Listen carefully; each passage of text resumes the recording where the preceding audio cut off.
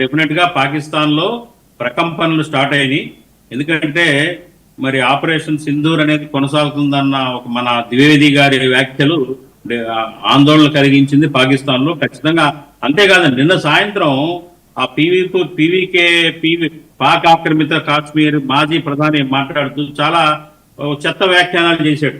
అది కూడా చాలా ఇప్పుడు ఎర్రకోట నుంచి కాశ్మీర్ అడవుల వరకు కూడా మా యొక్క ప్రభావం తాకింది అని ఒక ప్రగల్భాలుగా మాట్లాడటం జరిగింది. దానికి ఢిల్లీలో జరిగిన మా షాహీన్లు ఢిల్లీలో పేలుళ్లు జరిపారని ఒప్పుకున్నాడు క్లియర్ కట్ గా, మా హస్తం ఉంది అని చెప్పేసి. నిన్న సాయంత్రం అతని పేరు చౌదరి అనూరుల్ హక్, మాజీ పాక్ ఆక్రమిత ప్రాంతం యొక్క ప్రధానిగా చేశాడట.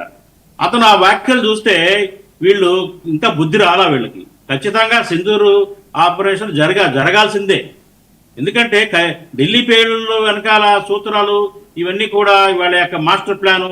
ఇవాళ గతంలో ఇదంతా కూడా పాకిస్తాన్ నుంచి ఏదైతే ఉగ్రవాదులను ట్రైనింగ్ ఇచ్చే కార్యక్రమం ఇండియా మీద ఉసుగొల్పే కార్యక్రమం ఒక విభిన్నమైన పద్ధతిలో జరిగింది. ఈ రోజు మోడరేట్ అయింది. ఇవాళ సరిహద్దు బోర్డర్ నుంచి జరుగుతున్న ఇవాళ ఆన్లైన్ లో ట్రైనింగ్ ఇవ్వటం, డాక్టర్లని మోటివేట్ చేయటం, వాళ్ళ మైండ్ సెట్ ని మార్చడం, వ్యూహం మారింది. కాబట్టి మన నిఘా వ్యవస్థలు కానివ్వండి, మన కంట్రీ కూడా వ్యూహాలు మార్చి చాలా షార్ప్ గా పగడ్బందీగా పాకిస్తాన్ యొక్క అకృత్యాలను అడ్డుకోవాల్సిన అవసరం ఉంది.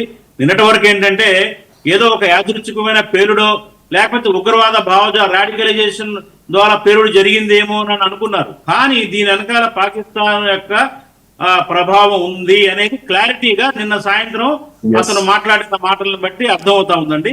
కాబట్టి ఏంటంటే ఖచ్చితంగా రాబోయే కాలంలో దీని పర్యవసానాలు ఉండాలి కూడా. మళ్ళీ ఏంటంటే వాళ్ళ అమెరికా నుంచి వచ్చిన స్టేట్మెంట్స్ కూడా ఒక విభిన్నమైన వాతావరణాన్ని క్రియేట్ చేస్తుంది. నేను ఇస్లామాబాద్ లో పేలుళ్లు జరిగితే చాలా విభిన్నంగా స్పందించిన అమెరికా ఇండియాలో ఢిల్లీలో పేలుళ్ల పట్ల చాలా ఉదాసీనంగా ఉంది. సో ఇదంతా కూడా రాబోయే రోజుల్లో ఏదైతే ఈ ప్రక్రియ, ఈ యుద్ధం ఏదైతే ఉందో, ఈ ఆపరేషన్ సింధూర్ ఏదైతే ఉందో కొనసాగే అవకాశాలే కనిపిస్తున్నాయి, కొనసాగాలి కూడా. ఇంకా పాకిస్తాన్ యొక్క అహంకారం కానివ్వండి, ఆ దురుద్దేశం కానివ్వండి, ఏదైతే ఉగ్రవాద లష్కరే కానివ్వండి, జైష్ అహ్మద్ వాళ్ళ సంస్థల్ని పెంచి పోషించే ప్రక్రియని పూర్తిగా నాశనం చేయాల్సిన అవసరం ఉంది. సమూలంగా నాశనం చేస్తే కానీ దీనికి ఒక